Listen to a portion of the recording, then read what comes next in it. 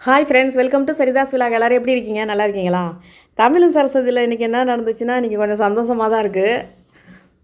ஒரு டயலாக் மட்டும்தான் எனக்கு ஞாபகம் வந்துச்சு. ஆண்டவன் நல்லவங்களுக்கு ரொம்ப சோதனை கொடுப்பான், ஆனால் கைவிட மாட்டார்.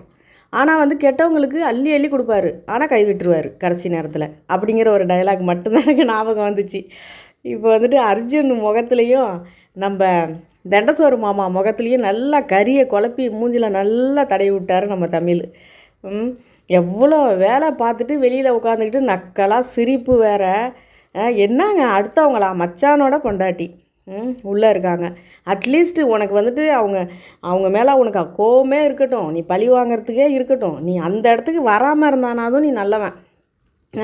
கோர்ட்டில் உட்காந்துக்கிட்டு அவங்கள பார்த்துக்கிட்டு நக்கலாக சிரிக்கிறது கொஞ்சம் கூடவா உனக்கு மனசுக்குள்ளே ஒரு ஈரம் இருக்காது? ஐயோ, அவங்க சாப்பாட்டை தானே நம்ம சாப்பிட்டுக்கிட்டு இருக்கோம், அவங்க சம்பாரிச்சாங்க, கஷ்டப்பட்டு சம்பாரித்தவங்க சாப்பாட்டை தானே நம்ம சாப்பிட்றோம், அப்படிங்கிறது கொஞ்சம் கூடவா உனக்கு இருக்காது? மனசாட்சிங்கிறது இருக்காது. அந்த அர்ஜுனுக்கு தான் அப்படின்னா, அர்ஜுனே ஒரு தண்டசோறு. அர்ஜுனே தண்டசோரோட இன்னொரு தண்டசோறு பாருங்கள். தண்டசோரே ஒரு விஷயம். அந்த தண்டசோரை சாப்பிட்றதுல இன்னும் கொஞ்சம் ஒரு ஆள் இருக்கார் பாருங்கள், அவங்க மாமா. அம்மா, அவனெல்லாம் சும்மாவே விடக்கூடாது. கொஞ்சம் கூட ஒரு மனசாட்சி இருக்காது. ஐயோ பாவமாச்சேன்னு பார்க்க மாட்டாங்க. உட்காந்துருந்தாங்களா கோர்ட்டில் அன்றைக்கே என்னாச்சுன்னா, இந்த ஆடியோலாம் நாங்கள் ஏற்றுக்க மாட்டோம் அப்படின்னு வக்கீல் அவர் வாதாடிக்கிட்டு இருந்தார். அதெல்லாம் ஆடியோ வச்சுக்கிட்டுலாம் ஒன்றுமே நாங்கள் ஒத்துக்க மாட்டோம் அப்படின்ட்டு. நீதிபதியும் என்ன சொன்னார், ஆமாம் ஆடியோ எப்படி வேணாலும் ரெடி பண்ணலாம், ஆனாலும் இந்த ஆடியோ ஒரிஜினலாக ரெடி வந்த ஆடியோவா இல்லை இவங்க ரெடி பண்ணியிருக்காங்களா, எடிட் பண்ணியிருக்காங்களா அப்படிங்கிறத அதை அதை கண்டுபிடிக்கிற ஒரு ஆஃபீஸர் இருப்பாங்கள்ல, அவங்கக்கிட்டக்க நீங்கள் அதை ப்ரூஃப் வாங்கிட்டு வாங்க, உணவு இடைவேளைக்கு பிறகு கோர்ட்டு திரும்ப கூடும் அப்படின்னு சொல்லிட்டு நீதிபதி போயிட்டார். இப்போ அந்த ஆடியோவும் வந்துடுச்சு. அது கொஞ்சம் நாளைக்கு முன்னாடி ஒரிஜினலாக அது ரெக்கார்ட் பண்ண ஆடியோ தான் அப்படிங்கிற மாதிரி அதுவும் ப்ரூஃப் ஆயிடுச்சு. ஆனாலும் இவங்க ஒத்துக்கலை. அதெல்லாம் ஆடியோ வச்சு இதெல்லாம் ஒரு 2 கொலை நடந்திருக்கு. ஒரு சாதாரண ஒரு ஆடியோ வச்சுக்கிட்டு அதெல்லாம் எப்படி வேணாலும் இந்த நவீன டெக்னாலஜி உலகத்தில் எப்படி வேணாலும் அதே மாதிரியே குரலில் பேச முடியும், அப்படிலாம் நாங்கள் ஒத்துக்க மாட்டோம் அப்படிங்கிற மாதிரிலாம் அவங்க சொல்லிகிட்டு இருக்காங்க. உடனே அடுத்து பார்த்திங்கன்னா, நம்ம தமிழ் என்ன பண்ணுறதுனே தெரில. சரஸ்வதி ரொம்ப பாவமாக இருக்காங்க பார்க்குறதுக்கு. சத்தியம் பண்ணி கொடுக்குறாரு சார் தமிழ், இன்றைக்கி உன்னை கூப்பிடாமல் நான் போக மாட்டேன், இன்றைக்கி ஒன்று நான் வெளியில் எப்படியாவது எடுத்துருவேன் அப்படின்னு சத்தியம் பண்ணி கொடுக்குறாரு. அவர் என்ன நம்பிக்கையில் சத்தியம் பண்ணி கொடுக்குறாருனே தெரியாமல் தான் நானுமே உட்காந்துருந்தேன். அப்புறம் என்னென்னா நீதிபதி என்னென்னா கடைசியில் தண்டனையே கொடுக்க போகிற சமயத்தில் தான் நம்ம தமிழ் எந்திரிக்கிறாரு. வேறு வழி இல்லை.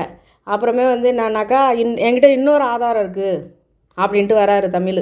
வந்தவுடனே சொல்லுங்கள் என்ன ஆதாரம் அப்படின்னு கேட்குறாரு.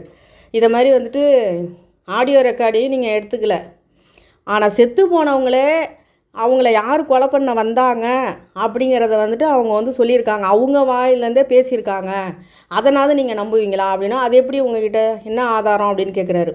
கேட்டவுடனே செத்து போனவங்களோட மொபைல் காணா போயிடுச்சு, அன்றைக்கி கொலை நடந்த இடத்துல அவங்களோட மொபைல் மட்டும் மிஸ்ஸிங்னு சொல்லிவிட்டு ஆல்ரெடி நாங்கள் உங்ககிட்ட சப்மிட் பண்ணியிருக்கோம் அப்படின்னோடனே இன்ஸ்பெக்டர்கிட்ட கேட்குறாரு, அவங்க மொபைல் மட்டும் கண்டுபிடிக்கலையா நீங்கள் அப்படின்னா, இல்லை சார் நாங்கள் தேடி பார்த்தோம், அந்த மொபைல் மட்டும் இல்லைன்னு சொல்லிவிட்டு உங்களுக்கு நாங்கள் ஏற்கனவே நாங்கள் கொடுத்துருக்கோம் பாருங்கள் அப்படின்னோடனே பார்க்குறாரு. அந்த மொபைலை இந்த கண்ணு தெரியாத தாத்தா இருக்கார்ல, அவர் எடுத்து வச்சுருக்காரு. உடனே அதையும் வக்கீல் என்ன கேட்குறாரு, அது எப்படி திருடுனீங்களா அப்படின்ட்டு. கண்ணு தெரியாதனா எங்கே போய் திருட போகிறேன், அந்த மொபைல் என் கிட்டக்க உளுந்துச்சு, அது என்ன பொருள்னே எனக்கு தெரில, அது ஏதோ என்னமோ இது மாதிரி உழுவுதே, ஏதோ பேட்ரி மாதிரி கிடக்குதேன்னு சொல்லிவிட்டு அதை எடுத்து நான் என்னோடய பேக்கில் போட்டு வச்சுருந்தேன், அதை யார்கிட்ட கொடுக்குறதுன்னு எனக்கு தெரில, சரி இது யாரோடதுன்னு எனக்கு தெரில, அதை எடுத்து வச்சுருந்தேன், நேற்று அவர் என்னை பார்க்க வரும்பொழுது தான் வேறு ஏதாவது நீங்கள் அந்த இடத்துல கண்டுபிடிச்சி எடுத்தீங்களான்னு கேட்டாங்க. அப்போ தான் இந்த ஒரு பொருள் கடந்துச்சுப்பான்னு சொல்லி நான் அவர்கிட்ட கொடுத்தேன். அப்போ தான் அவர் சொன்னார் அது செத்து போனவங்களோட செல்ஃபோனு அப்படின்னு அவர் சொல்கிறாரு. உடனே அதில் என்ன ஆதாரம் இருக்குது அப்படின்னா, அதில் அவங்களே பேசியிருக்காங்க, யார் கொலை பண்ண வந்தாங்க அப்படிங்கிறத அவங்களே வீடியோ பேசியிருக்காங்க அப்படின்னு சொன்னோன்னே அதை நீதிபதிகிட்ட கொண்டு போட்டு காட்டுறாங்க. அதில் தெளிவாக நம்ம மேகனா நல்லது பண்ணிட்டு போயிருக்காங்க.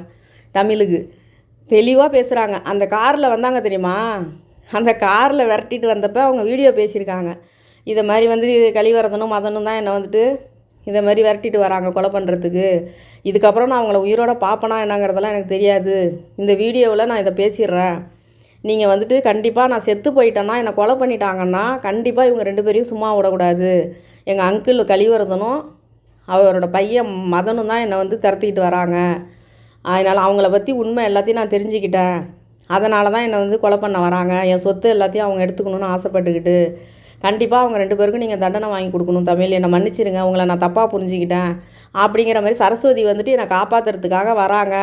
இப்போ கம்பெனிக்கு போக சொல்லியிருக்காங்க. நானும் அம்மாவும் கம்பெனிக்கிட்ட போய்கிட்ருக்கோம். இடையில அவங்க மறைச்சி என்னை கொலை பண்ணால் கூட இதுக்கப்புறம் நான் அவங்கள பார்க்க மாட்டேன் அப்படிங்கிற மாதிரி அவங்க பேசியிருக்காங்க தெளிவாக. நீதிபதி பார்த்த உடனே டக்குன்னு அவர் எழுதிக்கிட்டார். சூப்பர். இதுக்கப்புறம் என்ன ஆதாரம் வேணும்? செத்து போனவங்களே வாக்குமூலம் கொடுத்துட்டாங்க. அவங்க 2 பேரையும் கொண்டாந்து கூண்டில் ஏற்றுங்க அப்படின்னோன்னா கலிவர்தனும் மதன் மூஞ்சியும் பார்க்கணுமே. அதுக்கப்புறம் வந்து வராங்க, வந்துட்டு நிற்கிறாங்க அங்கே. அப்புறம் வந்து என்ன சொல்கிறாரு, நீங்களே வந்து இந்த அளவுக்கு இதுக்கு மேலேயும் நான் கொலை பண்ணலைன்னு சொல்ல போகிறீங்களா? இவ்வளோ ஆதாரம் செத்து போனவங்களே அவங்க வாயால் மரண வாக்குமூலம் மாதிரி கொடுத்துருக்காங்க. இதுக்கப்புறமும் சொல்ல போகிறீங்களா நான் கொலை பண்ணலைன்னு? நீங்களாக ஒத்துக்கிட்டிங்கன்னா தண்டனை குறையும். இல்லை நாங்களாம் வந்து கண்டுபிடிக்கணும் அப்படின்னா அதுக்கப்புறம் வர தண்டனையை நீங்கள் ஏற்றுக்கணும், அவ்வளோதான். அப்படி சொன்னோன்னா கலிவர்தன் என்ன நினச்சாருன்னு தெரில. டக்குன்னு வந்துட்டு ஆமாம் சார், நாங்கள் தான் கொலை பண்ணோம் அப்படி சொல்லிவிட்டு அன்றைக்கி நடந்ததை வந்து வேறு சொல்கிறாங்க போல் இருக்குது. அன்றைக்கி வராங்க காரில் மேகனாவும் அவங்களும் வந்துட்டுருக்காங்க. இடையில வந்து இவர் கலிவர்தனும் மதனும் இடையில வந்துட்டு வண்டியை நிறுத்தி அவங்க அங்கேருந்து வந்துட்டு மதன் தான் குத்துறாரு மேகனாவையும். அந்த அம்மாவை பாவம் கழுத்தில் ஒரே இது அவங்க செத்து போயிடுறாங்க. மேகனாவை வந்து 2 வாட்டி கத்தியால் குத்திடுறாரு. அப்போ வந்து நம்ம தண்டசோறு மாமா ரவுடிங்களை கூப்பிட்டு வராரு பாருங்க. உங்களை கொலை பண்ண அனுப்புனாக்கா எப்படா வரீங்க, உங்களுக்கு பதிலாக நாங்களே கொலை பண்ணிட்டோன்னு சொல்லி அந்த ஆடியோவில் பேசினார் பாருங்கள். அது கரெக்டாக அதில் இருக்குது. அவர் சொல்கிறதும் அவங்க அந்த ஆடியோவில் உள்ளதும் கரெக்டாக இருக்குது. அதுக்கப்புறம் மறுபடியும் நீதிபதி என்ன சொல்லிட்டாரு, இவங்க 2 பேருக்கும் வந்து இவங்களே குத்தத்தை ஒத்துக்கிட்டாங்க, இது என்னங்கிறத விசாரிக்கணும் அப்படின்னு சொல்லியிருக்காங்க. அப்புறம் வந்து தமிழுக்கு பாராட்டு சொல்கிறாரு நீதிபதி. இந்த கொலை வந்து நடந்ததை வந்து கரெக்டாக வந்து கண்டுபிடிச்சி ஆதாரத்தை கொண்டாந்து நிரூபித்ததுக்கு தமிழுக்கு வாழ்த்துக்களை சொல்லிக்கிறேன் அப்படின்னு சொல்லிட்டு, சரஸ்வதி வந்துட்டு வீண் பழியை சுமந்துக்கிட்டு ஒரு கன்சீவாக இருக்கிறவங்க ஜெயிலுக்குள்ளே போயிட்டு இவ்வளோ நாளாக தண்டனையை அனுபவிச்சதுக்கு நான் வருத்தத்தை தெரிவிச்சுக்கிறேன் அப்படின்னு சொல்லி சொல்கிறாரு நீதிபதி. அவங்க நிரபராதின்னு நான் நிரூபிக்கிறேன், இது வெளியில் அனுப்பி விட்டுறேன்னு சொல்லிட்டு தீர்ப்பு சொல்லிட்டாரு. சொன்னவொன்னே கலிவர்தனையும் மதனையும் அரெஸ்ட் பண்ணி கூப்பிட்டு போகிறாங்க, ரிமாண்ட் பண்ணியிருக்காங்க. நம்ம அர்ஜுனும் தண்டசோறு மாமாவும் என்ன பேசிக்கிறாங்கன்னா, அப்பா நம்ம எஸ்கேப்பு நம்ம. ஆனால் மேகனா ஒரு வார்த்தை அதில் சொல்லிட்டு போயிருக்கக்கூடாதா? அதுதான் எனக்கு கவலையே. அர்ஜுன்கிட்ட சொல்லி ஆள் ரெடி பண்ணாங்கன்னு அந்த ஒரு வார்த்தையை சொல்லியிருக்கக்கூடாதா? அது சொல்லாமல் போயிட்டாங்க, தப்பிச்சிட்டாரு. நம்ம அர்ஜுனும் தண்டசோறு மாமாவும் தப்பிச்சிட்டாங்க. இப்போ கலிவர்தனும் சொல்கிறப்ப அர்ஜுனை போட்டு கொடுக்கல. கலிவர்தன் எதுக்காக போட்டு கொடுக்கலன்னா, அர்ஜுன் வெளியில் இருந்தால் தானே இவங்கள வெளியில் எடுக்க முடியும். அதுக்காக வேண்டி அவரும் இப்போ போட்டு கொடுக்கல. இப்போ என்ன நடக்குதுன்னு தெரில அதுக்கு அடுத்தது. இப்போ ஆனால் சரஸ்வதி எப்படியோ நமக்கு தேவை என்ன, சரஸ்வதி வெளியில் வந்துட்டாங்க. இப்போ வந்து தமிழ் நிற்கிறார் வெளியில். நம்ம சரஸ்வதி ஃபார்மாலிட்டிலாம் முடித்து வெளியில் வராங்க. அப்போ அந்த சீன் வந்துட்டு உண்மையிலே நான் அழுதுட்டேன். நாடகம்னு சொல்லி நான் திட்டாதீங்க, ஏங்க இது நாடகம் தானே, எதுக்குங்க நீங்கள் அழுதிங்க? உண்மையிலே எனக்கு அழுவ வந்துருச்சுங்க. அப்படியே சரஸ்வதியை வெளியில் வராங்க. அப்படியே தமிழ் பார்க்குறாரு, சரஸ்வதி பார்க்குறாங்க. அப்படியே அந்த ஒரு உண்மையான ஒரு நிகழ்வு மாதிரியே இருந்துச்சு. நிஜத்தில் எப்படி நடக்குமோ அதே போல் அப்படியே ஓடியாந்து வந்து அப்படியே கட்டி பிடிச்சிக்கிறாங்க தமிழை. அழுகுறாங்க பாவம். அப்படியே கோதையும் நடேசனும் அப்படியே பார்த்துட்டு நிற்கிறாங்க. இதோட முடிச்சிருக்காங்க தமிழும் சரஸ்வதியும். எம்மா எவ்வளோ கஷ்டம். ஆனால் இன்னும் நீதிபதி ஒரு வார்த்தையும் சொல்லியிருக்காரு, இவங்களை வந்து ஒரு மாசமாக இருக்கிற பொண்ணுன்னு இல்லாமல் ஜெயிலுக்குள்ளே வந்துட்டு இவங்களுக்கு யார் வந்து ஜெயிலில் இவங்களை நல்லபடியாக கவனிச்சிக்கிட்டாங்களா கவனிக்கலையான்னு அந்த அது உள்ள சிறையில் இருக்க ஆஃபீஸர்கிட்ட என்கொயரி பண்ணணும் அப்படின்னு சொல்லி அதையும் ஒரு வார்த்தை சொன்னார். தமிழ் நன்றி சொன்னார். இதுக்கப்புறம் அவங்க நிரூபித்தான்னா நிரூபிக்காமல் போனால் நமக்கு தேவை சரஸ்வதி வெளியில் வந்துட்டாங்களா, அவ்வளோதான். அப்பா தமிழ் ஆனால் வந்துட்டு உண்மையே சொல்லப்போனால் அந்த கடைசி நேரத்தில் அவருடைய நேர்மைக்கும் நீதிக்கும் கிடைச்ச வெற்றின்னு தான் இது சொல்ல முடியும். கடைசி நிமிஷத்தில் இன்னும் ஒரு செகண்ட் இருந்தால் அவர் தண்டனை சொல்லியிருப்பார், அறிவிச்சிருப்பார், அவ்வளோதான். அந்த நிமிஷத்துலேயும் அந்த கடைசியாக அந்த போய் நைட்டில் வந்துட்டு இதுக்கப்புறம் போய் என்ன கிடைக்கும்னு சொல்லிட்டு இருந்தாரே நமச்சி, ஏதாவது ஒன்று கிடைக்கும் வாடான்னு சொல்லிட்டு அந்த கொலை நடந்த இடத்துக்கு போயிட்டு உட்காந்து அழுதாரே, அந்த நிமிஷம் தான் கடவுள் மாதிரி அந்த தாத்தா வந்துட்டு கண்ணில் தெரிஞ்சார். அங்கே போகாமல் இருந்திருந்தாக்கா அது கிடச்சிருக்குமா? அதுதான் சொல்லுவாங்க, கடைசி நேரம் வரைக்கும் நம்ம முயற்சி பண்ணிக்கிட்டே இருக்கணும். ஆமாம் அது அவ்வளோதான் அப்படிங்கிற மாதிரி விடக்கூடாது. ஏன்னா எவ்வளோ பெரிய விஷயங்கள்லாம் கடைசி நிமிஷத்தில் மாறுதுங்கிறாங்கல்ல, அது கரெக்டு தான். கடைசி நிமிஷத்தில் தானே அவர் அந்த நைட்டு நேரத்தில் ஓடி போய் அழுதுனால தானே அந்த தாத்தாவை பார்த்தாரு, அந்த டேப் ரெக்கார்டு கிடச்சிது, அந்த செல்ஃபோன் கிடச்சிச்சு. இப்போ அதனால தானே சரஸ்வதி வெளியில் எடுத்தாங்க. இல்லைன்னா நேரம் தண்டனை கொடுத்துருப்பாங்க, அவ்வளோதான், முடிஞ்சு போச்சு. அதுக்கப்புறம் என்ன பண்ண முடியும்? அவ்வளோதான். பரவாயில்ல, நல்ல விஷயந்தான் இது. தமிழும் சரஸ்வதியும் இப்போ வீட்டுக்கு கிளம்பிட்டாங்க. நம்ம அர்ஜுனு முகத்தில் கறியை பூசிக்கிட்டு, ஏன் முதலெல்லாம் டயலாக் பேசுவார் வந்து நின்றுக்கிட்டு, இன்றைக்கி டயலாக் பேசுகிற சீன்லாம் ஒன்றும் காட்டல. பார்க்கலாம் இதுக்கப்புறம் என்ன நடக்க போகுது, ஏது நடக்க போகுதுன்னு. இன்றைக்கி இதுதான் நடந்துச்சு தமிழும் சரஸ்வதியில்.